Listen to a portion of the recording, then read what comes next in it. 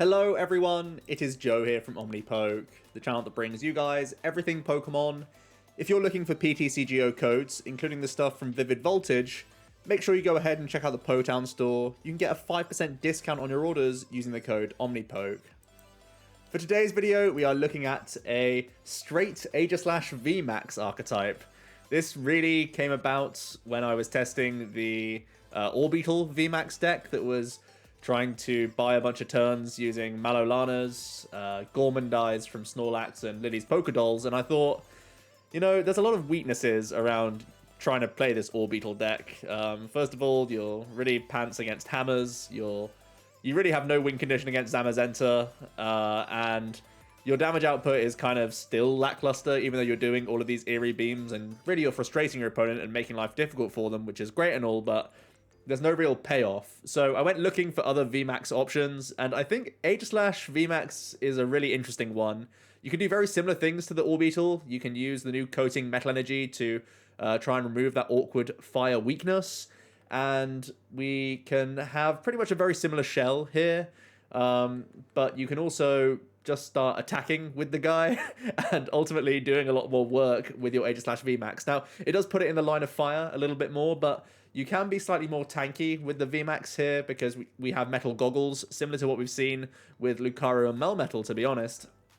So, yeah, there's some interesting stuff behind this list, and I want to jump straight into it. There's a few things that make it slightly better than Orbeetle matchup spread-wise as well, because we're playing Memory Capsule here, so we can actually hit through Zamazentas using Aegislash V, which, you know, Aegislash V is being put into all sorts of other decks right now for that exact purpose, and now we get to use Memory Capsule. It means that we're not getting immediately knocked out by a Zacian in response. The Aegislash can be doing its Sonic Edge thing, but with a much tankier guy on top of him. So, yeah, pretty interesting archetype. Let's jump into the list and see what sort of counts we're looking at here. Starting off with 4 copies of Snorlax. Gourmandise is a fantastic ability for you.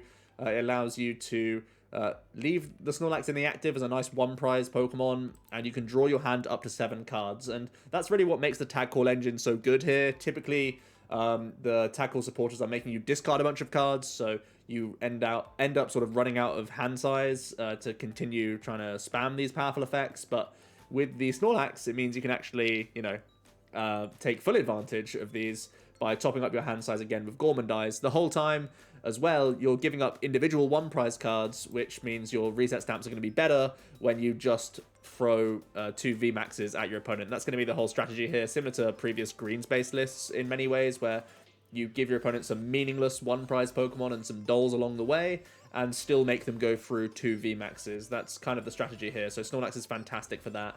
Then we have the 4/4 line of Aegislash VMAX. Unlike most regular Vs that are trying to VMAX, this one's actually got some really important text on it.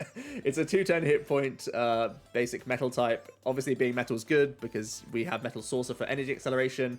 Slash for 50 is not super relevant, but Sonic Edge is hugely relevant because it's a wall-breaking attack. It goes through all effects on your opponent's active Pokemon, which means we're no longer worried about Decidueye, Obstagoon, and we can even hit through Zamazenta as well when we are in our VMAX form. So this is really, really important.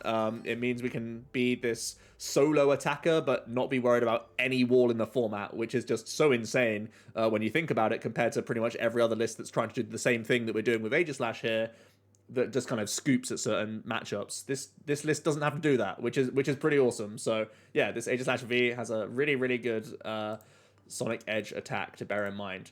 Then we have the VMAX. This is the build around here. We have 320 hit points, weakness to fire, horrific, of course, a nice resistance to grass, now that Orbeetle's kind of a thing, and we have this max hack attack. For metal colorless, you do 160 plus 30 more for each prize card you have taken. So this scales and becomes much more dangerous the longer the game goes on, the more knockouts you take, which is really awesome. It kind of reminds me of Centiskorch, where there are those moments where he's just kind of sat on the board and getting stronger and stronger the more energy he gets on. Aegislash just kind of gets stronger as the game goes on, which is a really nice thing to have.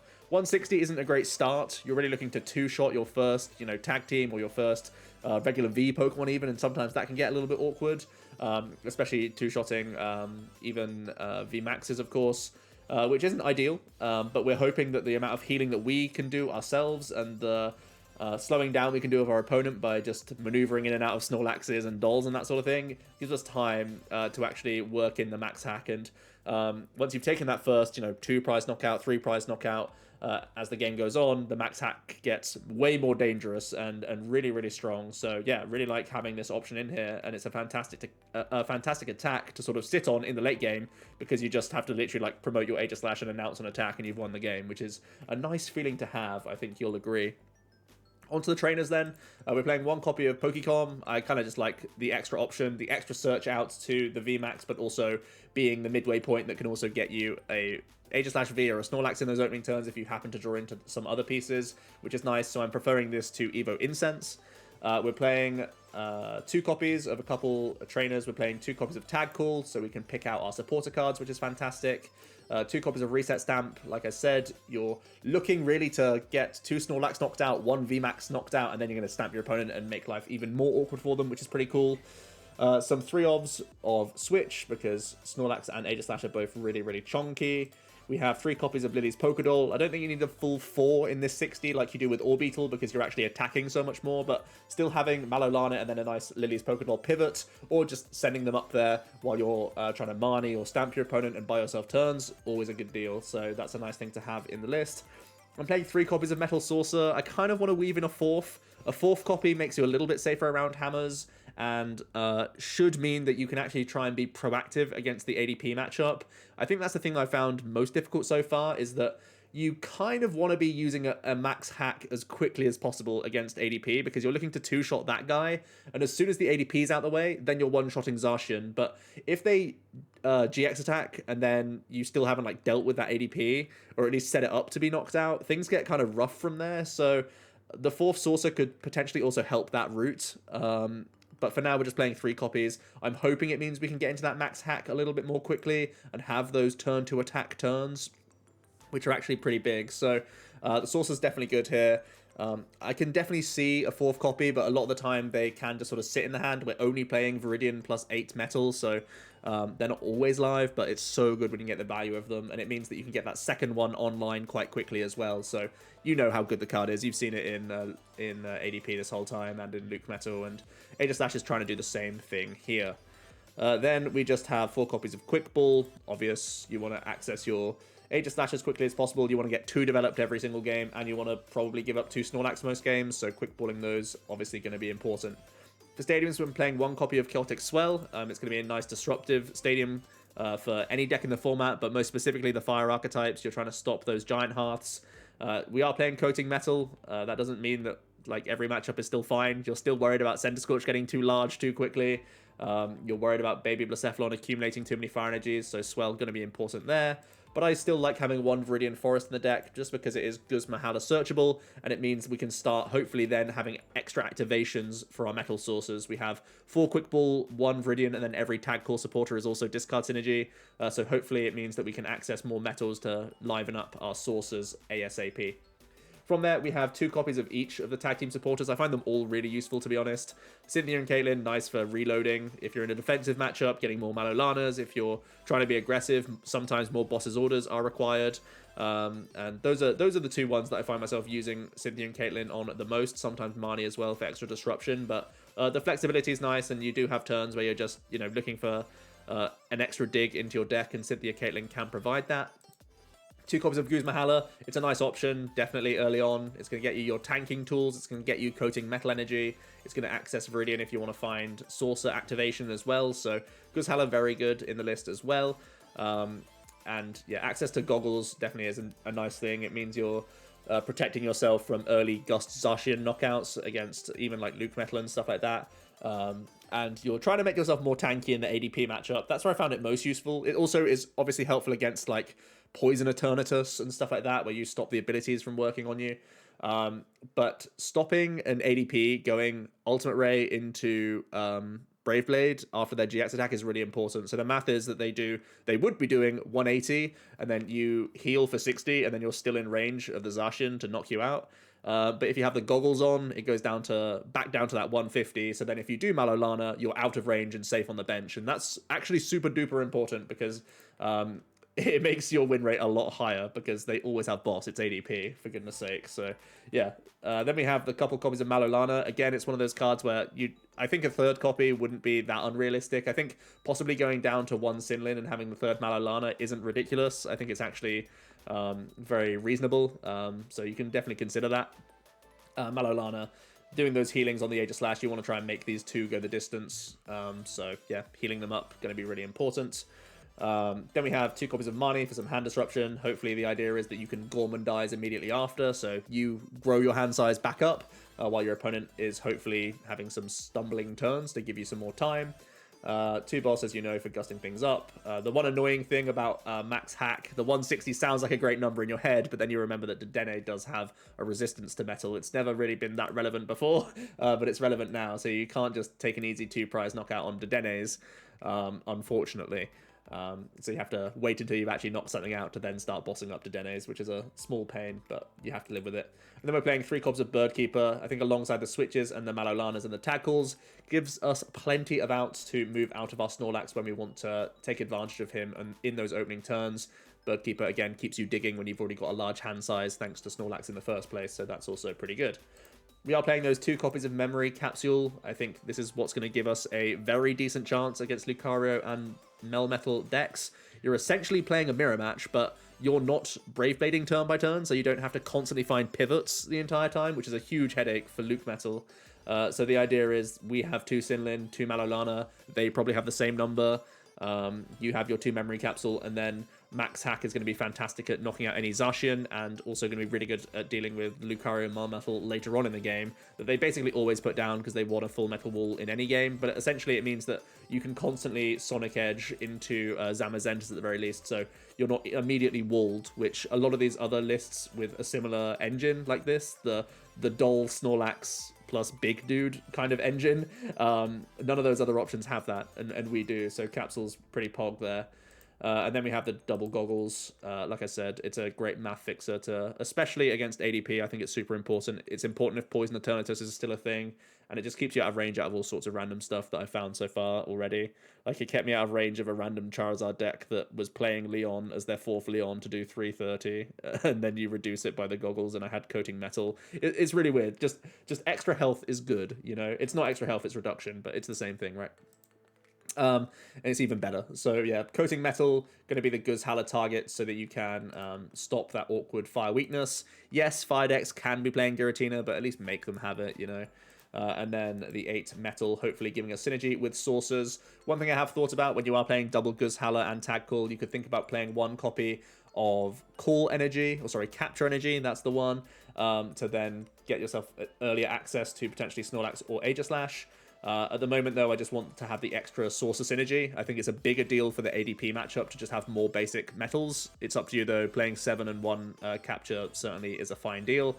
And you could also think about playing 1 Luke Metal of your own in this deck just to give yourself a GX attack option. And again, try and make that Aegislash even more tanky and have some additional energy disruption, which could make things, again, a little bit easier against the ADP matchup where they GX and then you Full Metal Wall respond on them straight away, and then they're back at sort of step 1 having to build up their Zacian, and you're really making it difficult for them to actually ever get the Ultimate Ray off. And Ultimate Ray is scary because you really want to be tempo attacking into them at that stage, and that's not always possible. So when you're already playing 2 Tag Call, you could possibly even thicken that Tag Call line and have the 3rd copy plus the Luke Metal in there as well.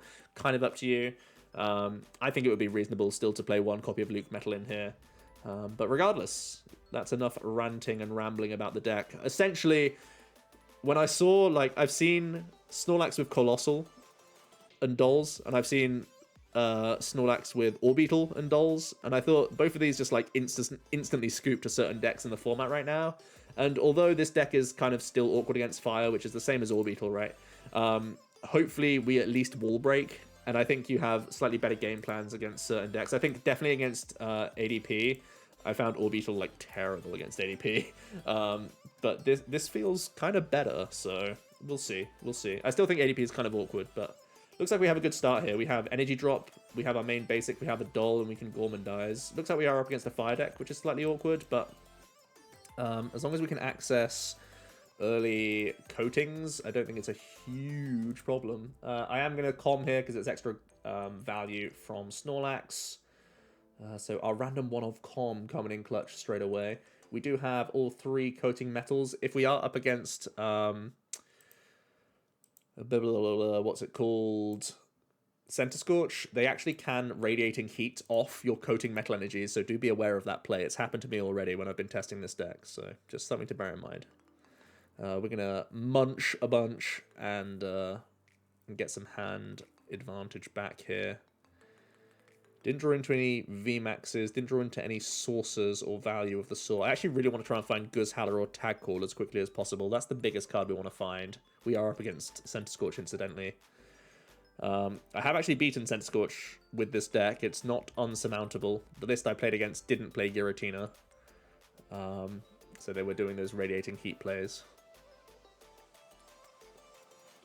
But it's by no means an easy matchup. Not going to try and pretend it is. But it's not unlosable. Sorry, it's not unwinnable. That's the better one, right? Okay. So next turn is looking like we're dropping down the doll, quick balling Snorlax for Snorlax, benching a new Snorlax, maybe even playing the Switch if I want to, just to draw an extra card for Gormandize. We want a Sinlin as our draw support, and really hope that we can find access to Tag Call sooner rather than later, because at the moment we're sitting duck for boss. They're doing all their Stellar Wish shenanigans, looking for Welder, you know the drill. At this point, it's going to be a failed Stellar Wish. Comming in their Jirachi for DAA change, probably then, if they choose to fail there. Yep. You see the switch into the Volk just proactively, so that that's ready to Flare Starter. They actually do have Welder already, so their hand was pretty strong.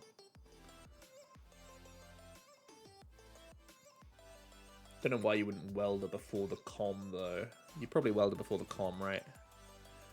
Just in case you draw random stuff and want a Crobat instead. Chose not to random stamp us to 1 less card. I actually would have appreciated it with the hand that we're sat with. But hey. Alright, that's a big Senti. It's a good turn from them. A stamp gone early is good for us. 2 skip up net, 2 switch already gone as well, ain't too shabby. Very afraid of them having energy boss if I don't coating metal up at any of my Aegislash. Okay.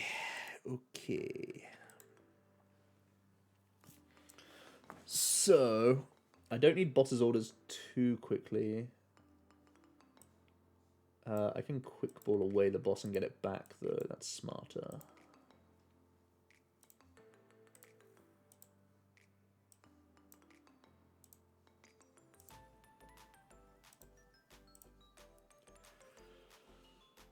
Okay, coating metal, Pog.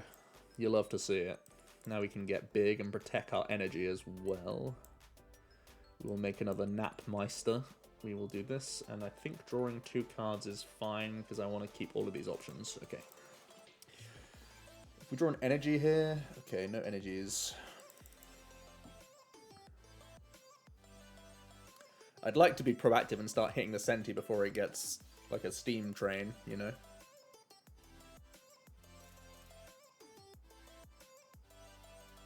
Right, he might still have boss on Aegislash here. The regular V. Comming. Could be for Crobat or Dedenne.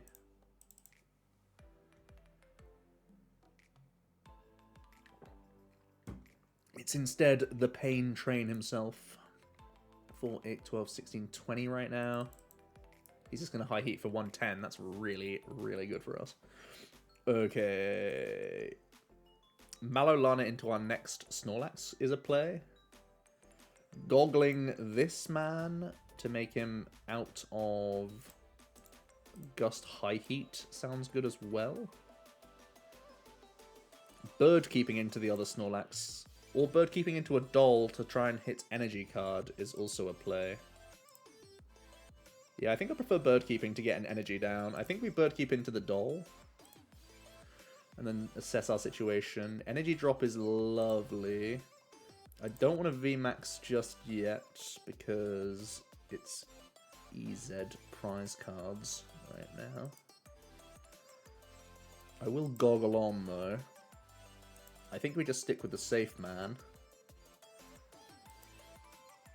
Well, he didn't boss last turn, and it was super insane to boss us, but I think we're just going to chill here. We're at over 7 cards, so we'll chill like this, and next turn try and boss the Senti and get the first hit down before he stacks it up even bigger. The stacks. Okay, nice, nice. So I probably want to Sinlin back the Bird Keeper. Oh no, I'm bossing. What am I talking about? Let's boss this man. Boss the show. Double source in hand. Always hitting this button here. Never evolving because it gives him an easy boss target himself. Let's swing.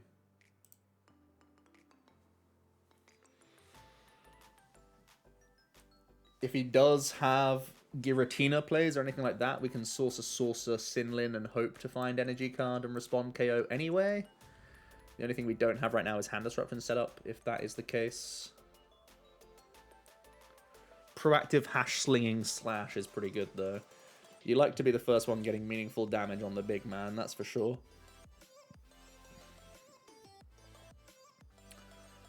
Only other concern is that we don't have a coating for the second Aegislash just yet. Looks like they're going to float up for Welder.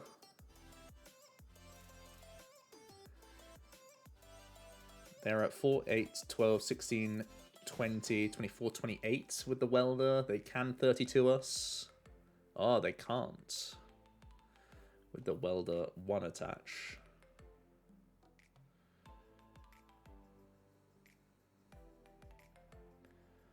Maybe the goggles was the wrong play. Maybe I was meant to goggle. Maybe just hold the goggles and say it's unlikely that he bosses us there. Possibly that was overzealous from us. Alright, so they're retreating. I want to keep the pressure on him. Definitely want to keep the pressure on. I think I'm Mallow Lanaing away Snorlax and Switch here, and then switching, and then playing my second Switch. It's almost all of our Switch outs, but we still have a Bird Keeper in hand. I just want to push this, that's for sure, because the Senti's out of range now. Yeah. Push the tempo.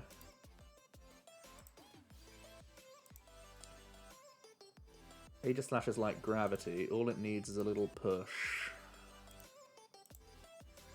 Name that quote. Alright. One man down. Also, hunting energy has its upsides because we're also trying to play around Heatran.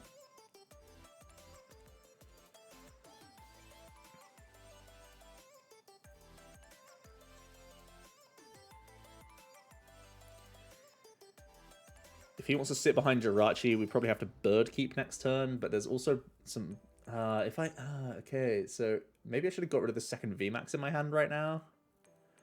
It depends how confident I am that I stay alive, right? Because it would have been really nice to hold that other Switch, because I could Sinlin to guarantee boss and play Switch next turn. Maybe the sources were the baits. The sources can't be the baits. I have to play defensive, right? I have to hope that my stuff's alive. Alright, there's the Crystal. Here's some welding. This is a big risk that it's going on to Senti. Does that mean he's coming active with it? Trying to cash in with some damage? Let's see a quick ball. Next Senti coming in. Could be a radiating heat play. Just a pass. Okay. Alright, we have to Bird keep it up. We do draw into a coating, so we can evolve, which is Pog.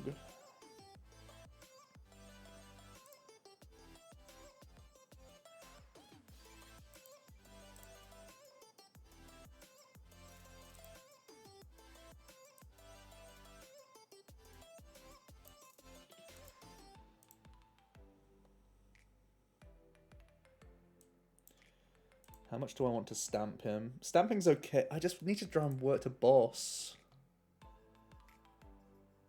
No, I think we just do this. Let's just munch some cards. Tag Call decent.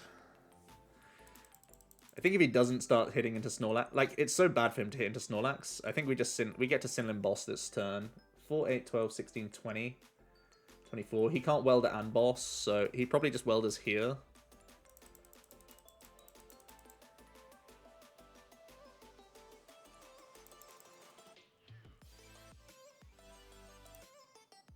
Yeah, it's a welder. That's not bad for us.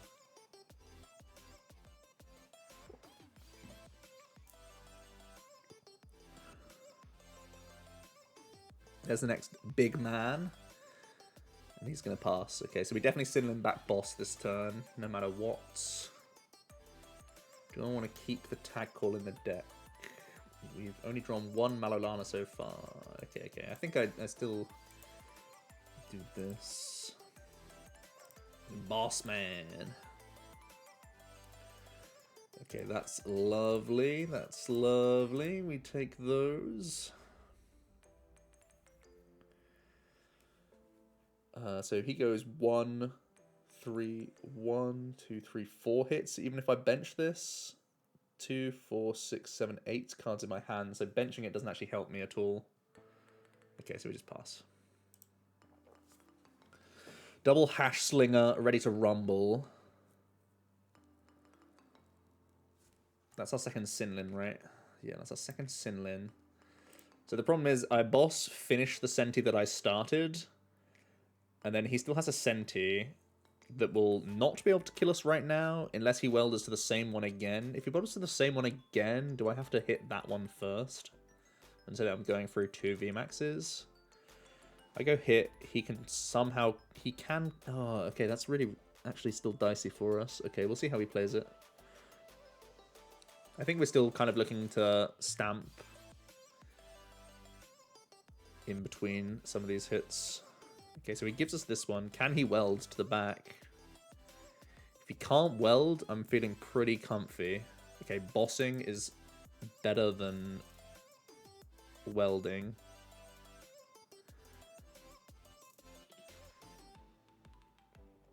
$170.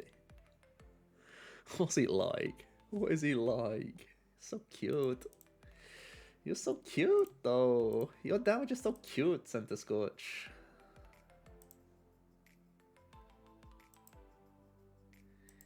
You're so squishy.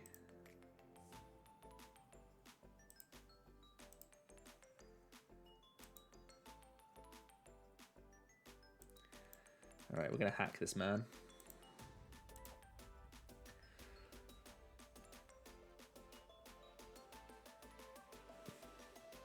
We are vulnerable to Reset Stamp.